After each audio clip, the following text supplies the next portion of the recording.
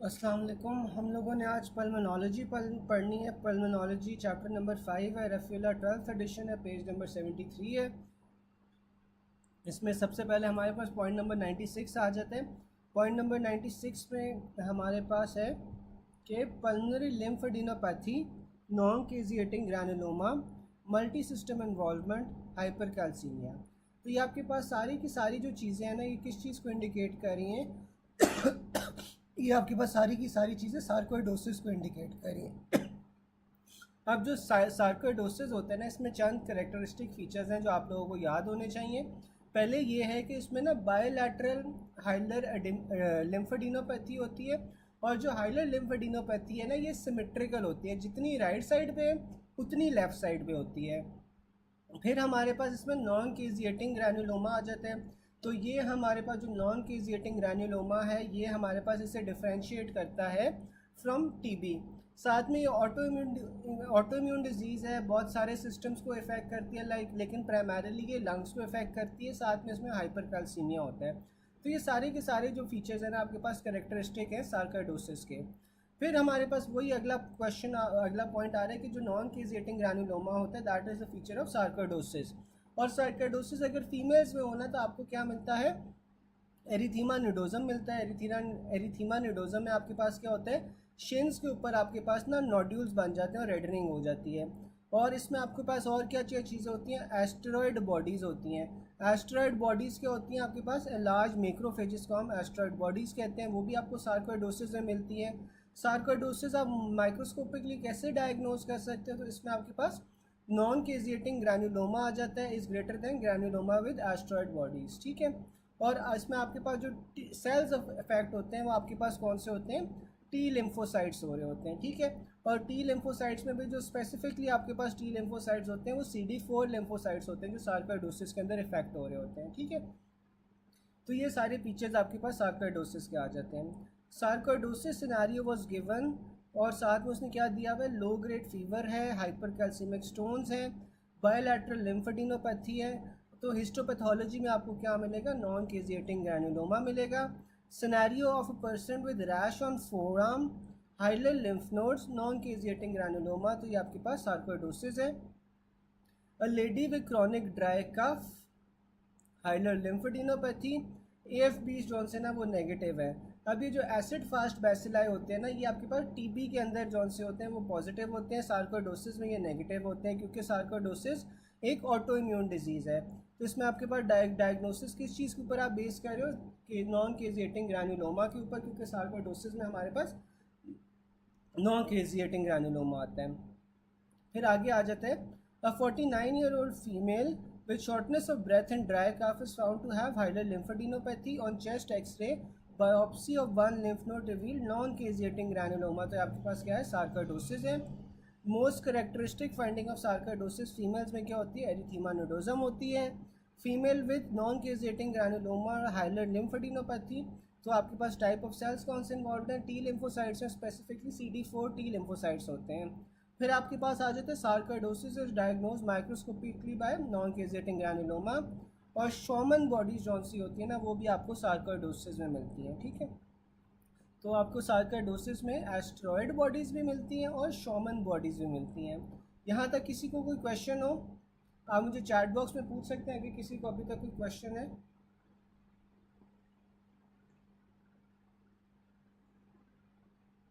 अच्छा। फिर आपके पास आ जाता है कि इंटरस्टिशियल लंग डिजीज़ है, जिसमें आपके पास नॉन केजिएटिंग ग्रैनुलोमा है और हाइलर लिम्फ नोड्स हैं। तो आपके पास सार्कोइडोसिस होगा। अब आपके पास जो केजिएटिंग ग्रैनुलोमाज आ जाते हैं। केजिएटिंग ग्रैनुलोमा किसका फीचर है? टीबी का। नॉन केजिएटिंग ग्रैनुलोमा सार्कोइडोसिस आ जाता है। अच्छा। फिर उसने बताया हुआ है कि ग्रैनुलोमा जिसकी येलो पिगमेंट हो या साथ में एब्सेस हो। ठीक है। एक ऐसा ग्रैनुलोमा जिसमें या तो आपके पास एब्सेस हो या फिर आपके पास पिगमेंटेशन हो। तो येलो पिगमेंटेशन है तो वो एक्टिनोमाइकोसिस होता है। ठीक है। एक्टिनोमाइकोसिस के अंदर हमारे पास या तो येलो पिगमेंट्स बन सकते हैं या एब्सेसिस बन सकती हैं। फिर आपके पास आ जाता है ग्रैनुलोमा विद सुपरेशन। तो सुपरेशन के साथ जो ग्रैनुलोमा प्रेजेंट करेगा वो आपके पास नोकार्डिया फंगस का होता है। ठीक है। अब सुपरेशन में और एब्सेस में क्या फ़र्क होता है? जो एब्सेस होती है ना, वो एक लोकलाइज जगह पे होती है, जबकि सुपरेशन जो सी है ना वो एब्सेस ही अगर वाइड स्प्रेड हो एब्सेस तो उससे हम सुपरेशन कहते हैं। तो अगर सुपरेशन के साथ आ जाएगा ग्रैनुलोमा तो वो नोकार्डिया फंगस का है, अगर एब्सेस या येलो पिगमेंट के साथ होगा तो वो एक्टिनोमाइकोसिस का है। अच्छा, फिर उसने बताया हुआ है कि जो गोन कॉम्प्लेक्स है ना वो आपको टीबी में मिलता है। अब मुझे कोई चैट बॉक्स में बता सकता है कि जो गोन कॉम्प्लेक्स होता है वो प्राइमरी टीबी का फीचर है, सेकेंडरी टीबी का फीचर है या टर्शरी टीबी का फीचर है? कोई बता सकता है चैट बॉक्स में? तब तक हम आगे चलते हैं कि a patient had tooth extraction, बिल्कुल प्राइमरी टीबी का। अब प्राइमरी टीबी में आपके पास होता क्या है, तो ये जो आपके पास एसिड फास्ट बैसिलस होता है ना, इसके अलावा आपके पास एंटीबॉडीज़ बनती हैं, और ये जो एंटीबॉडीज़ है ना ये अक्यूमुलेट होके किसी लंग के अंदर ना एक कॉम्प्लेक्स बना देती हैं, एक सर्कल शेप बना देती हैं, और उस सर्कल के अंदर ना आपके पास जो ऑक्सीजन की सप्लाई है वो कम पहुंचना शुरू हो जाती है। तो एसिड फास्ट बैसिलाई की तो क्वांटिटी थोड़ी सी होती है, ना होने के बराबर होती है, लेकिन ये जो एंटीबॉडीज़ जैसे सराउंड कर लेती हैं ना सर्कल में, वो आपके पास एक गॉन कॉम्प्लेक्स बना देती हैं, और ये प्राइमरी टीबी का फीचर होता है। फिर आपके पास आता है patient had tooth extraction microscopic feature of actinomycosis infection. तो एक्टिनोमाइकोसिस में आपको ग्रैनुलोमा मिलता है विद एब्सेस, या फिर आपके पास येलो पिगमेंट्स होते हैं ग्रैनुलोमा के। अ diabetic patient after tooth extraction develops abscess on histology, characteristic feature of actinomycosis क्या होता है? Granuloma with abscess. Scenario of diabetic patient draining abscess from jaw, what is the finding on microscopy? तो आपको क्या मिलेगा इसमें? Granuloma with abscess मिलेगा। Most common cause of granuloma with suppuration आपके पास क्या हो जाता है? नोकार्डिया फंगस हो जाता है। रिपीट क्या चीज़ कर दूँ डॉक्टर साहब, आप मुझे बता सकते हैं कि क्या रिपीट करना है? आप मुझे बता दो क्या रिपीट करना है, मैं वो रिपीट कर देता हूँ। फिर आपके पास ना ट्यूबरकुलोसिस आ जाता है। अब जो ट्यूबरकुलोसिस में ग्रैनुलोमा है ना वो आपके पास किस तरह बन रहा होता है? एपिथेलियोइड सेल से बन रहा होता है। जो एपिथेलियोइड सेल्स है ना वो बेसिकली आपके पास क्या होते हैं? वो लार्ज मैक्रोफेजेस होते हैं जो आपके पास एपिथेलियोइड सेल्स बना रहे होते हैं। गॉन कॉम्प्लेक्स जौन सा होता है ना वो प्राइमरी टीबी का फीचर होता है। इसमें आपके पास थोड़ी सी एक अमाउंट जौन सी है ना एसिड फास्ट बेसिलाई की होती है, which attracts the body to make antibodies against it. अब ये जो एंटीबॉडीज़ है ना ये आपके पास जो एसिड फास्ट बेसिलाई थे थोड़े बहुत, उनके अराउंड आपके पास उसे एनसर्कल कर देती है टू एंट्रैप इट। तो वो जो सर्कल है ना वहाँ पे आपके पास ऑक्सीजन वगैरह की जो सप्लाई है वो कम हो जाती है। तो ये चीज़ आपके पास प्राइमरी टीबी में होती है, और इससे हम गॉन कॉम्प्लेक्स कहते हैं, ठीक है। फिर आपके पास ना ये आ रहा था कि जो एपिथेलियोइड सेल्स होते हैं ना वो टीबी का फीचर होते हैं, और ये एपिथेलियोइड सेल्स बनते किस तरह? जाइंट मैक्रोफेजेस से बन रहे होते हैं, ठीक है। तो जो एपिथेलियोइड सेल्स हैं in tuberculous granuloma are derived from macrophages, which of the following is the most characteristic of granuloma? तो आपके पास ये एपिथेलियोइड सेल्स होते हैं जो ग्रैनुलोमा में आते हैं। Primary TB granuloma is granuloma with surrounding lymphatic tissue. तो ये आपके पास जो primary TB complex granuloma complex है इसी को हम गॉन कॉम्प्लेक्स कहते हैं, ठीक है। Ghon complex in primary TB is granuloma associated with lymphatics. A patient with cervical lymphadenopathy, chest x-ray shows bilateral hilar lymphadenopathy, biopsy shows caseating epithelioid granulomatous pattern. तो आपके पास क्या है? टीबी है। अच्छा, अब जो टीबी होगा ना टीबी के अंदर भी बायोलैटरल हाइलर लिम्फेडिनोपैथी हो सकती है, लेकिन इसमें और जो आपके पास सार्कोइडोसिस है उसमें फ़र्क क्या होगा कि जो आपके पास सार्कोइडोसिस है ना उसमें बायोलैटरल सिमेट्रिकल होगी जो हाइलर लिम्फेडिनोपैथी है। टीबी में भी बायोलैटरल हो सकती है लेकिन सिमेट्रिकल नहीं होती, ठीक है। फिर आपके पास आ जाता है, यहाँ तक किसी को कोई क्वेश्चन हो?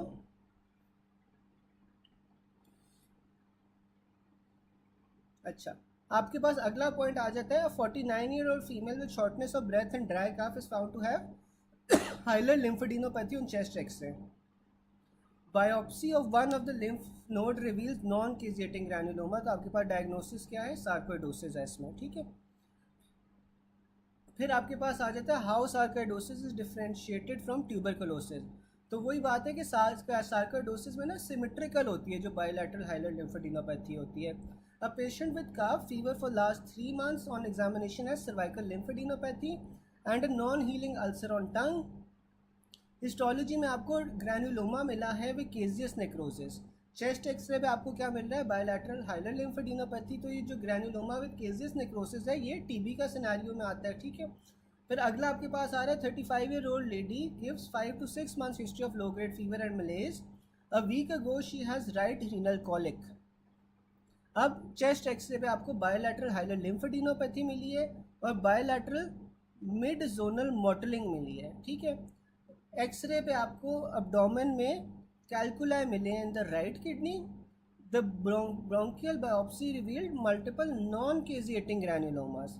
अब ये नॉन केजिएटिंग ग्रैन्युलोमास हैं, तो ये नॉन केजिएटिंग ग्रैन्युलोमास किस में होते हैं, आपके पास सार्कोइडोसिस में होते हैं। और सार्कोइडोसिस में ये डिफेक्ट किस चीज़ का होता है, टी लिम्फोसाइट्स का होता है। और स्पेसिफिकली अगर हम देखें तो कौन से टी लिम्फोसाइट्स हैं, CD4 टी लिम्फोसाइट्स हैं, ठीक है। फिर आपके पास आ जाता है an alcoholic female with cough and haemoptysis and history of 4 kg weight loss in the last few months. On examination temperature आपके पास 38.5 है। प्लूरेटिक चेस्ट पेन है। चेस्ट एक्सरे में आपको बायलैटरल हाइलर लिम्फेडिनोपैथी मिली है। उसके alveolar wash shows few epithelioid cells, तो आपको एपिथेलियोइड सेल्स मिले हैं। एपिथेलियोइड सेल्स में आपके पास क्या था, टीबी में आ रहे थे। टीबी में जो इनलार्ज मैक्रोफेजेस होते हैं उन्हें हम एपिथेलियोइड सेल्स कहते हैं। सीबीसी में आपको न्यूट्रोफिल्स 78 मिले हैं, लिम्फोसाइट्स 8 हैं, इओसिनोफिल्स 3 हैं। तो ये आपके पास किस चीज़ का सिनेरियो है, टीबी में, ठीक है। एक तो इसमें बता रहे हैं कि एपिथेलियोइड सेल्स है, साथ में वो वेट लॉस बता रहे हैं, साथ में हेमोप्टेसिस बता रहे हैं। तो ये सारी की सारी चीज़ें आपके पास किस में होती हैं, टीबी में होती हैं। अच्छा, यहाँ तक किसी को कोई क्वेश्चन?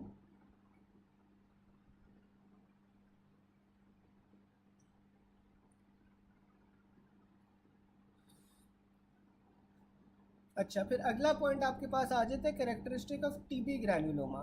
तो टीबी ग्रैन्युलोमा में हमें क्या मिलते हैं, एपिथेलियोइड सेल्स मिलते हैं जो कि मैक्रोफेजेस होते हैं।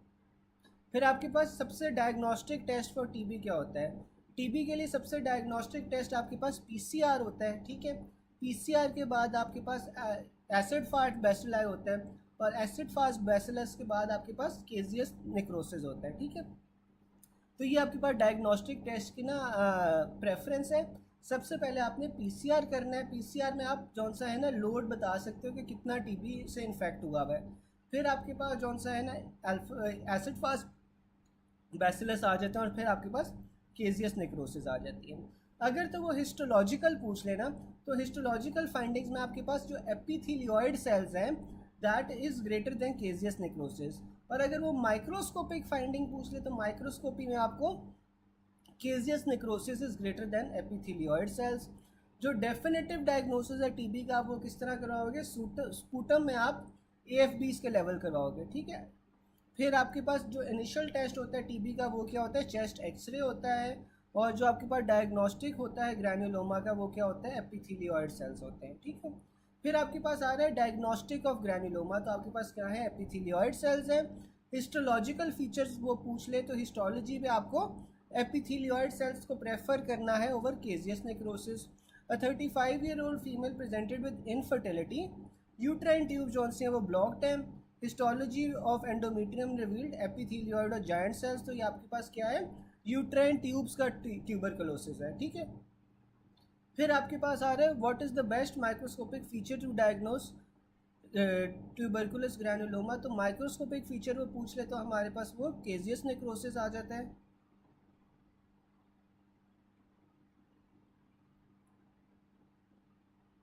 बिल्कुल, ये इसी वजह से होता है क्योंकि जो विजुअलाइजेशन होती है, जो दिखाई देने की एबिलिटी होती है ना, वो आपके पास फ़र्क हो जाती है। तो हिस्टोलॉजी पे आपने एपिथेलियोइड सेल्स करना है, माइक्रोस्कोपी पे आपने केजियस करना है, ठीक है, इसी वजह से। फिर आपके पास आ रहा है कि डेफिनेटिव डायग्नोसिस ऑफ टीबी क्या होता है, वो डेमोन्स्ट्रेशन ऑफ AFP होती है। ऊपर सिनेरियो था कि डेफिनेटिव टेस्ट पूछा हुआ था, तो डायग्नोस्टिक टेस्ट पूछा हुआ था, तो आपका वो PCR is greater than AFP। Definitive test वो पूछेगा तो AFP आपने लेना है स्पूटम कल्चर के अंदर। 20-year-old female presented with cervical lymphadenopathy, histological examination of lymph nodes revealed granuloma. A definitive diagnosis of TB, in this case definitive diagnosis आपके पास किस तरह बनता है कि आपने AFP लेना है स्पूटम पे, ठीक है। फिर आपके पास होता है an old patient with weight loss, patches in lungs, haemoptysis, epithelioid cells. तो आपके पास नेक्स्ट बेस्ट इन्वेस्टिगेशन कौन सी होगी कि आप उसमें AFBs करवा लोगे। फिर inguinal lymphadenopathy, patient was having TB, definitive investigation आपके पास कौन सी होती है, AFBs। A boy came from Afghanistan with discharging sinus in the lateral neck and night sweats and fever. Culture पे आपको ना कोई ग्रोथ नहीं मिली। The next step confirmatory test should be biopsy. अब बायोप्सी नहीं है तो फिर आप ZN स्टेनिंग को भी चूज़ कर सकते हो। अब जो आपके पास TB होती है ना, TB में जो आपके पास एसिड फास्ट बैसिलस होते हैं, एसिड फास्ट बैसिलस में क्या होता है कि आपके पास सेल मेम्ब्रेन नहीं होती। तो सेल मेम्ब्रेन नहीं होती, इसलिए जो आपके पास नॉर्मल ईओसिनोफिल और बेसोफिलिक स्टेन्स है ना, ये उसके साथ स्टेन नहीं करता। आपके पास एक स्पेशलाइज स्टेन होना ज़रूरी है, उससे हम कहते हैं ZN स्टेनिंग। और जो ZN स्टेनिंग है ना, वो आपके पास किस पे होती है, LJ मीडियम पे होती है, ठीक है। तो LJ मीडियम होता है, ZN स्टेनिंग होती है जो आप TB के लिए करते हो। लेकिन सबसे पहले इसमें आपने बायोप्सी की तरफ जाना है, ठीक है। बायोप्सी नहीं होगी तो फिर आप ZN स्टेनिंग कर सकते हो। फिर आपके पास आ जाता है AFB is non resistance non capsulated due to cell wall glycoprotein. तो जो आपके पास AFBs होती हैं, इसमें सेल वॉल ग्लाइकोप्रोटीन्स होती हैं, इन विच, ये इसका विरुलेंस फैक्टर भी है जो सेल वॉल ग्लाइकोप्रोटीन्स है ना।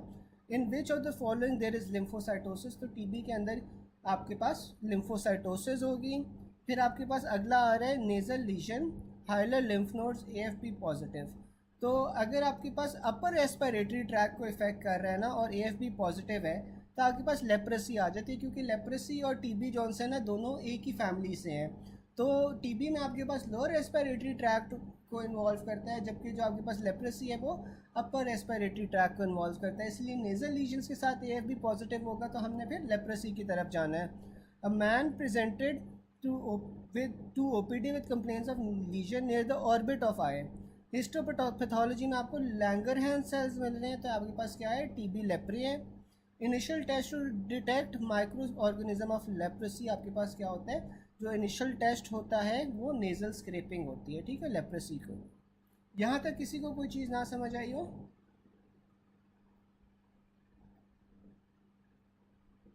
अब देखो, जो TB था, TB लोअर रेस्पिरेटरी ट्रैक को इन्फेक्ट कर रहा था, इसलिए हमने स्पूटम लिया। और जो आपके पास ये लेप्रेसी है ना,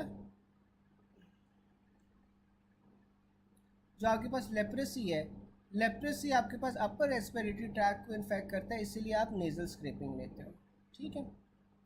फिर आपके पास आ जाता है a patient presented with fever and cough since last month, biopsy shows epithelioid cells and x-ray shows diffuse nodular opacity. तो एपिथेलियोइड सेल्स में आप क्या डायग्नोसिस की तरफ जाना है, आपने TB की तरफ जाना है। फिर आपके पास आ जाता है cough, sore throat, low grade fever and large cervical lymph nodes.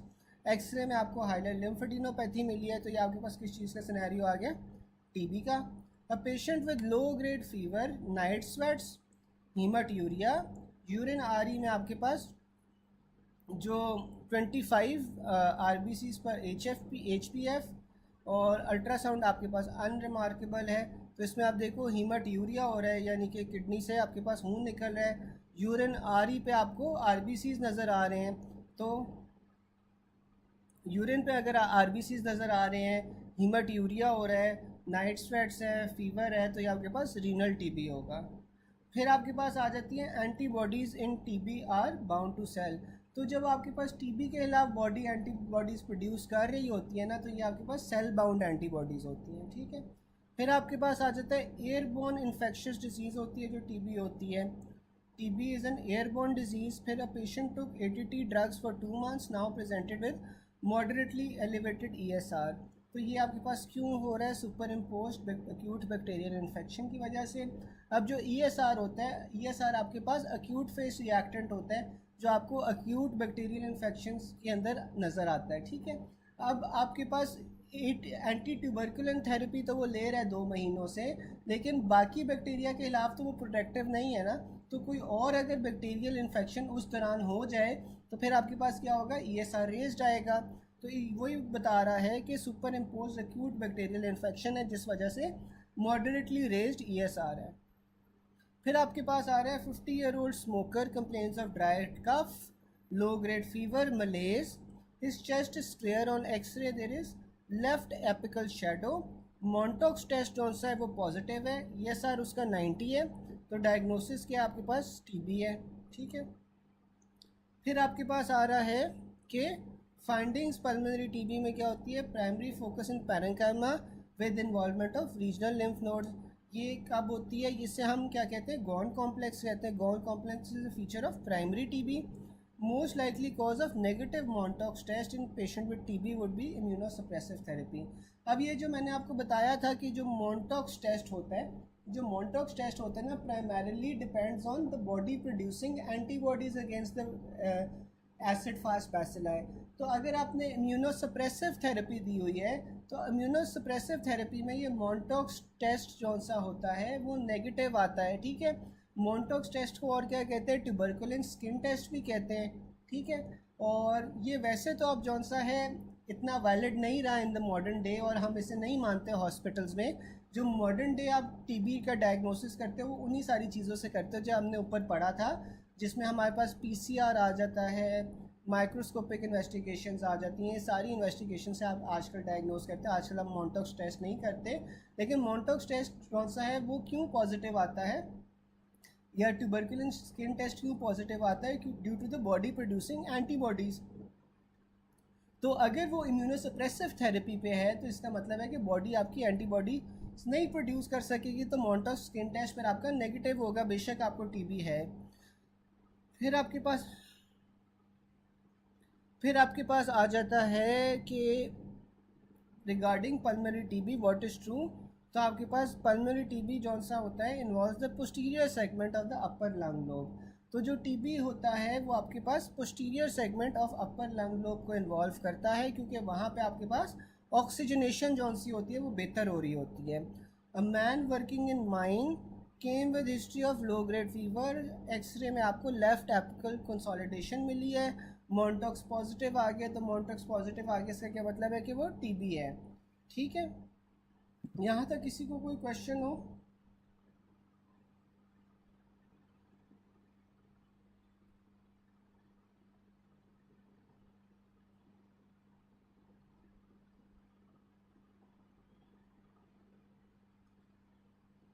अच्छा, डॉक्टर नूर पूछ रही है ईएसआर की नॉर्मल वैल्यू क्या होती है।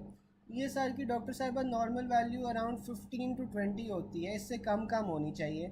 अगर इससे ज़्यादा होगी तो इसका मतलब है कि कोई एक्यूट इन्फेक्शन है। ठीक है, 15 से 20 से कम होनी चाहिए।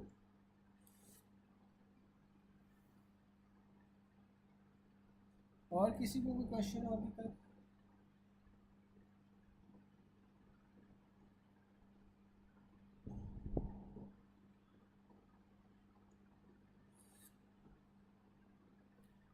टेन जॉनसन है, 10 आपके पास यंग अडल्ट में 10 होता है, फिर थोड़े से जो बूढ़े लोग होते हैं उनमें 15 to 20 होता है। ठीक है,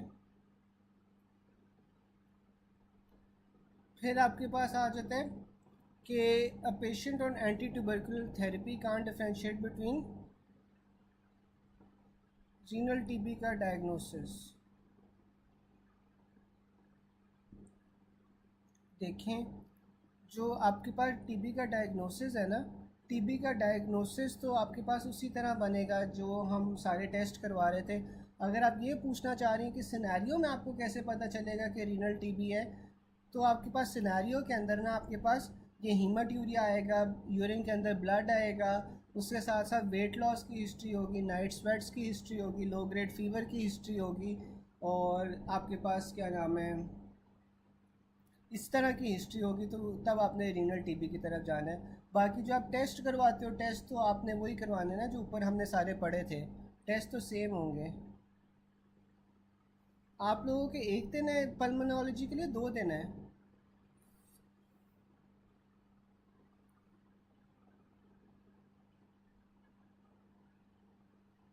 पल्मोनोलॉजी के लिए 1 दिन है, 2 दिन है?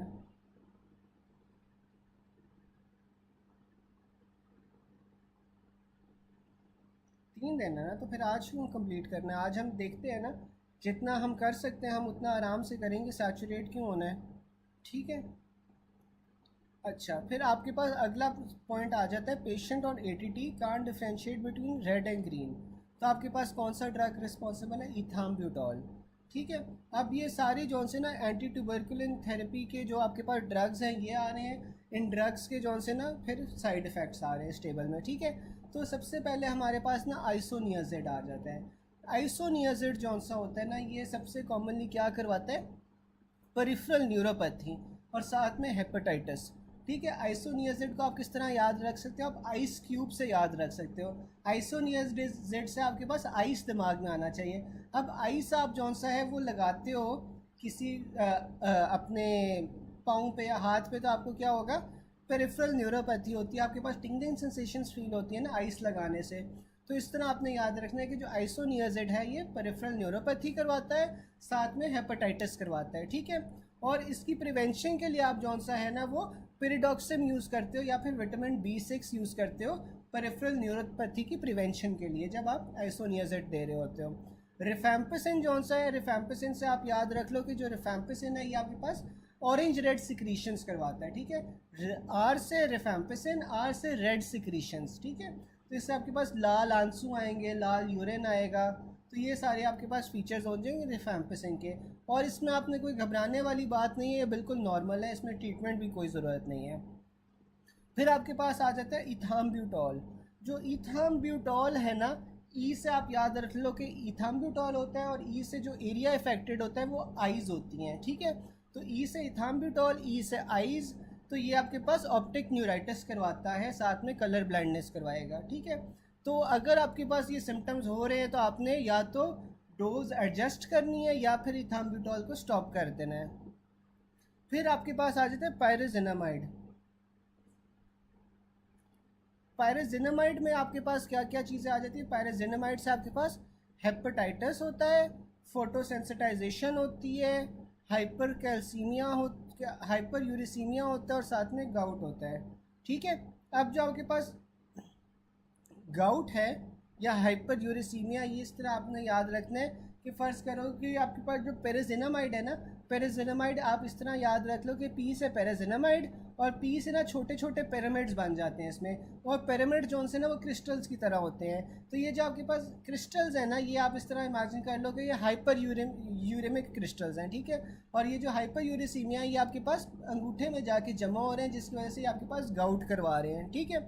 फिर आपके पास स्ट्रेप्टोमाइसिन आ जाती है। जो स्ट्रेप्टोमाइसिन होता है उसका सबसे बड़ा साइड इफ़ेक्ट क्या होता है कि ये वेस्टिबुलर नर्व इंजरी करवाती है, यानी कि 8th नर्व की इंजरी करवाती है। और जो स्ट्रेप्टोमाइसिन होती है प्रेगनेंसी में कॉन्ट्रा इंडिकेटेड होती है। स्ट्रेप्टोमाइसिन आपके पास अमूमन फर्स्ट लाइन में नहीं देते, आप फर्स्ट लाइन में ये तब आप देते हो जब आपके पास मल्टी ड्रग रेजिस्टेंस हो जाए, तो आपने तब ये स्ट्रेप्टोमाइसिन देनी है। यार बाकियों को भी आवाज़ कम आ रही है, आवाज़ में कोई इशू आ रहा है?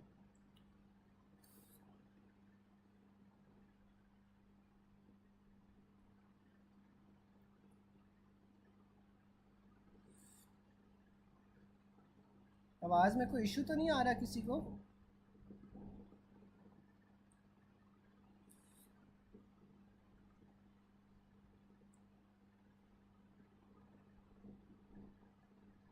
चले मैं करता हूँ, एक सेकंड मुझे दे।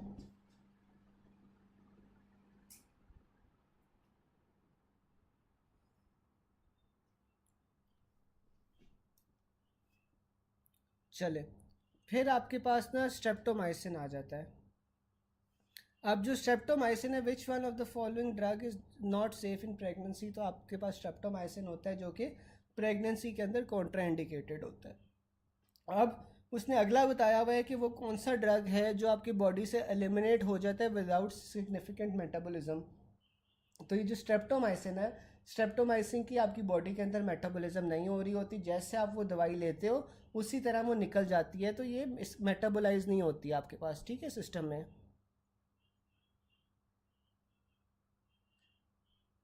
फिर आपके पास आ जाता है ethambutol. Ethambutol is an anti TB drug causing optic neuritis, ठीक है। अब ई से हमने याद रखा था कि इथाम्ब्यूटॉल होती है, और ई से आपके पास आई होती है, ठीक है। तो ethambutol causes optic neuritis. A patient is taking multiple drugs to treat his TB, now he is unable to differentiate between red and green.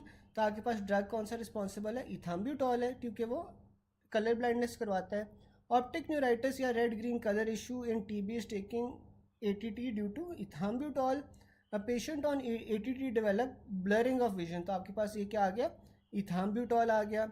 Which anti TB drug is bacteriostatic. तो ये आपके पास इथाम्ब्यूटॉल होता है। ये अभी हम ना पढ़ेंगे आगे जाके कि बैक्टीरियोस्टैटिक और बैक्टीरियोसिडल कौन कौन से होते हैं, ये अभी आप बेशक छोड़ दो।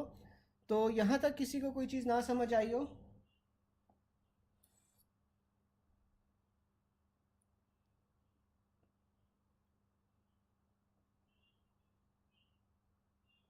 अच्छा, फिर आपके पास ना आइसोनियाजिड आ जाती है।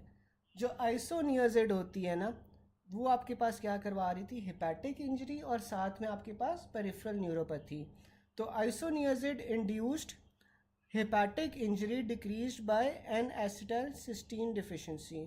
ठीक है, तो जो आपके पास एन आइसोनियाजिड हेपेटिक इंजरी होती है वो इंक्रीज़ हो जाती है अगर आपके पास एन एसिटाइलसिस्टीन की डिफिशिएंसी हो। फिर peripheral neuropathy in TB is prevented by giving vitamin B6। अगर आप दोगे तो उससे पेरिफेरल न्यूरोपैथी प्रिवेंट हो जाती है। पेशेंट ऑन ATT पिंस और नीडल सेंसेशन, इसका क्या मतलब है कि पेरिफेरल न्यूरोपैथी हो रही है तो आपने विटामिन B6 दे देनी है। A patient on ATT drugs present with pins और नीडल सेंसेशन, तो आपने आइसोनियाजिड को स्टॉप कर देना है। ठीक है, फिर आपके पास आ जाती है rifampicin. A patient on ATT develops red colour urine. तो रेड कलर यूरिन आपके पास रिफैम्पिसिन से होता है। A female on anti TB drugs using OCPs but still conceive. तो ड्रग कौन सा रिस्पॉन्सिबल है, रिफैम्पिसिन।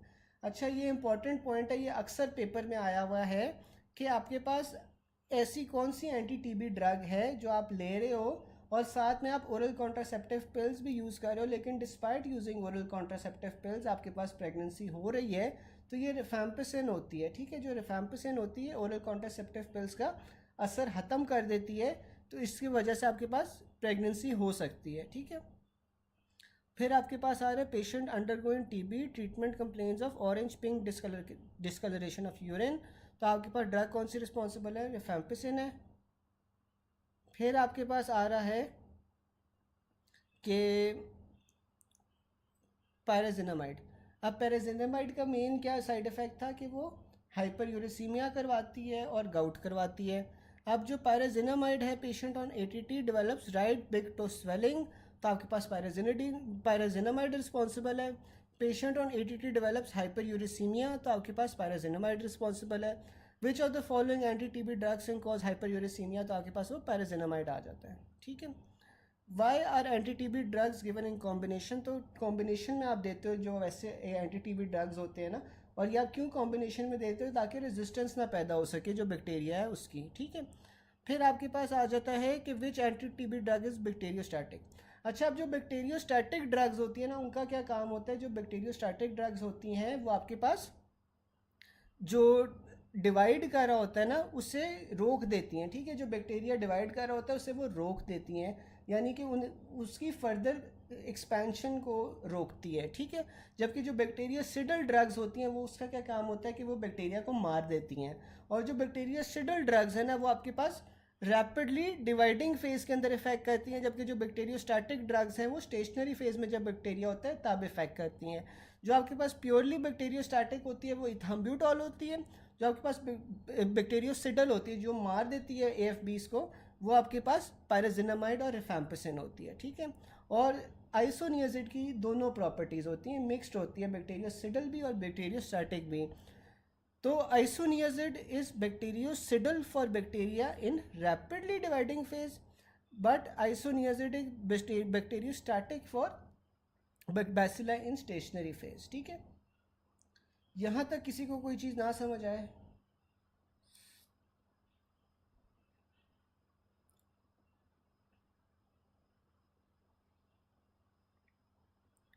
अच्छा गए, ज़्यादा सैचुरेट तो नहीं हो रहे अभी? अभी हम कंटिन्यू कर लें ना थोड़ा सा और?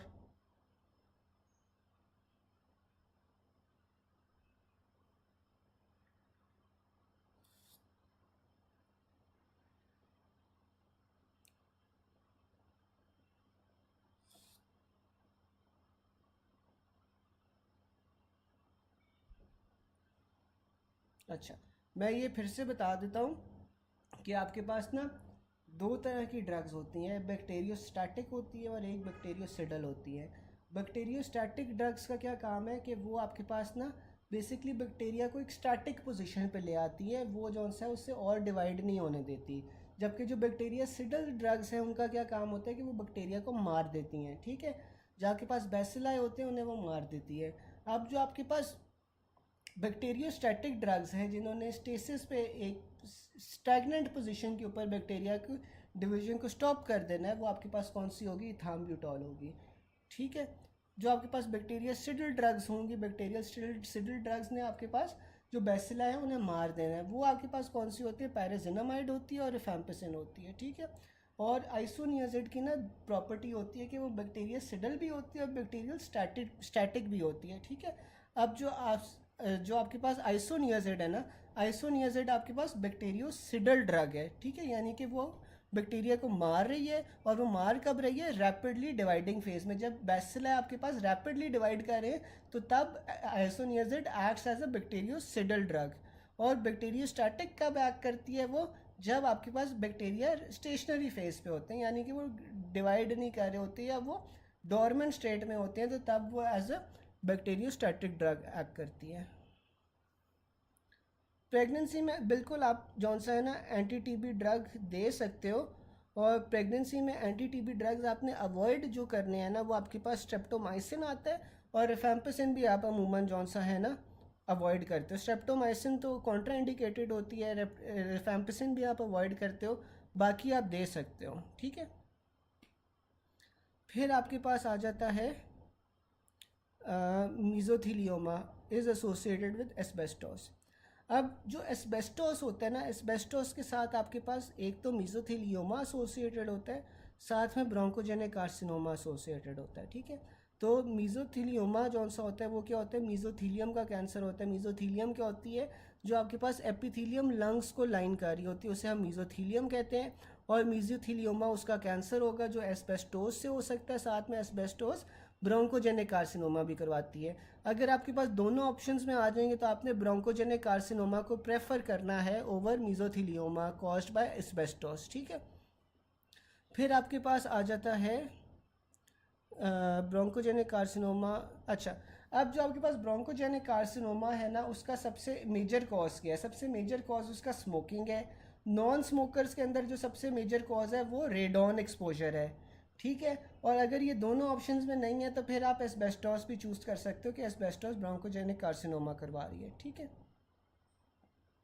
और इसी तरह स्मोकिंग से जो सबसे कॉमन चीज़ होती है वो ब्रोंकोजेनिक कार्सिनोमा होता है।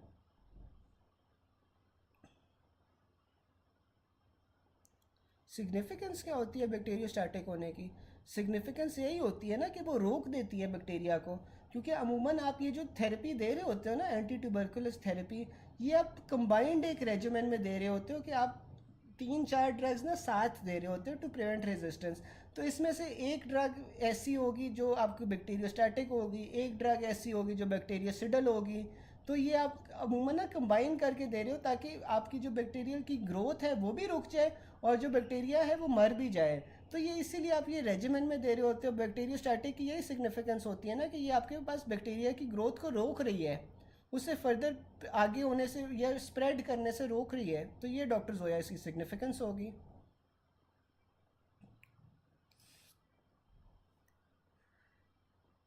अच्छा, अब फिर आपके पास आ जाता है कि कंस्ट्रक्शन फैक्ट्री या ऑक्यूपेशनल कार्सिनोमा में आपके पास एस्बेस्टोसिस आ जाता है, जबकि कोल्ड माइनिंग सैंड ब्लास्टर में आपके पास सिलिकोसिस आ जाता है, ठीक है। अगर कोल माइनिंग और सैंड ब्लास्टर हो तो आपके पास सिलिकोसिस आ जाता है। अगर आपके पास हाल ही कोल वर्कर्स या कोल माइनिंग आ जाए तो फिर आप क्या चीज़ चूज़ करोगे? सैंड ब्लास्टर ना हो, हाल ही कोल माइनिंग हो, तो फिर क्या आप चीज़ चूज़ करोगे? कोई बता सकता है? कोल माइन वर्कर्स में सबसे कॉमन कंडीशन कौन सी होती है लंग्स की?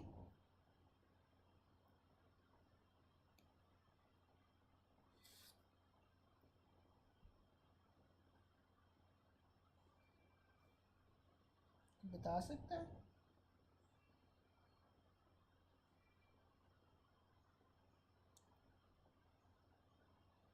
जो आपके पास कोल माइन वर्कर्स होते हैं ना, उनमें जो सबसे कॉमन आपके पास लंग कंडीशन होती है वो होती है नीमोकोनियोसिस, ठीक है। नीमोकोनियोसिस कोल वर्कर्स में होती है। अगर वो कोल वर्कर्स या और सैंड ब्लास्टर दोनों दे देना, तो सैंड ब्लास्टर्स के अंदर कॉमन आपके पास सिलिकोसिस होती है, और अगर ये दोनों आ जाए कोल माइनिंग और सैंड ब्लास्टर, तो तब भी आपने सिलिकोसिस चूज़ करना है। लेकिन अगर हाल ही आपके पास कोल माइनिंग आ जाए तो आपने उसमें फिर नीमोकोनियोसिस को चूज़ करना है, ठीक है। फिर आपके पास आ रहा है patient works in demolition of old buildings, develops dyspnoea. Chest x-ray में आपको डिफ्यूज इंटरस्टिशियल फाइब्रोसिस मिला है लंग में। अच्छा, और जी इसमें iron staining and bead appearance मिली है, ठीक है। तो उसने डायग्नोसिस पूछा हुआ है। अब ये जो आयरन स्ट्रेंड स्ट्रिंग्स और बीड अपेयरेंस होती है ना, ये भी एस्बेस्टोस पॉइजनिंग के साथ स्पेसिफिक होती है, ठीक है। जो आयरन स्ट्रिंग्स और बीड अपेयरेंस होती है वो भी आपके पास एस्बेस्टोस पॉइजनिंग में मिलती है। साथ में उसने बताया हुआ है कि वो डेमोलिशन ऑफ ओल्ड बिल्डिंग्स में काम करता है। अब ये जो एस्बेस्टोस होती है ना, ये नॉर्मली आपके पास जो रूफ़ की इंसुलेशन होती है ना उसके अंदर यूज़ होती है। जो आप रूफिंग कर रहे होते हो, जो प्लम्बिंग कर रहे होते हो, ये सारी चीज़ों में एस्बेस्टोस यूज़ होती है। अब तो खैर इन्होंने इस तरह की टेक्नोलॉजी लिया है जिसमें एस्बेस्टोस नहीं यूज़ होती, लेकिन पुरानी जो बिल्डिंग्स हैं उनकी इंसुलेशन के अंदर दीवारों की ये एस्बेस्टोस यूज़ होता था, ठीक है। तो अगर आपके पास ये आ जाए कि ओल्ड बिल्डिंग्स की डेमोलिशन करता है बंदा, उसके बाद उसे डिस्पनिया हो गया है, इंटरस्टिशियल फाइब्रोसिस हो गया है, ठीक है, और साथ में आयरन स्टेन स्ट्रिंग और बीड अपेयरेंस है, तो ये आपके पास एस्बेस्टोसिस आ जाएगा। फिर आपके पास आ रहा है 59-year-old construction workers had history of asbestos exposure, which of the following malignancies is most likely to occur in this man. तो आपके पास ये मेलिग्नेंट मीजोथीलियोमा आ जाएगा। Fibrovascular tissue like with layers of mesothelium, तो आपके पास क्या है, ये जो फाइब्रोवास्कुलर टिश्यू होता है विद मीजोथीलियम, तो ये आपके पास लंग होगा ना, क्योंकि लंग को ही मीजोथीलियम सराउंड कर रही होती है। A student was able to give slide of microscopic examination. He conducted it to be mesothelium. तो आपके पास सैंपल क्या होगा, लंग होगा, ठीक है। तो ये आपके पास जाहिर है लंग होगा, ठीक है, क्योंकि मेसोथीलियम लंग को सराउंड कर रही होती है, ठीक है। आज के लिए ना हम बस इतना करते हैं ताकि आप लोगों को भी थोड़ी सैचुरेशन ना हो। हमारे पास दिन भी काफ़ी है, हमारे पास आराम से ये हो जाएगा। अभी ना मैं आप लोगों को मीट का लिंक शेयर कर रहा हूँ, तो अगर इस अभी तक जितना पढ़ा है कोई क्वेश्चन हो तो हम वहाँ पे फिर डिस्कस कर सकते हैं, ठीक है। मैं आपको अभी लिंक शेयर करता हूँ, गिव मी 2 मिनट्स।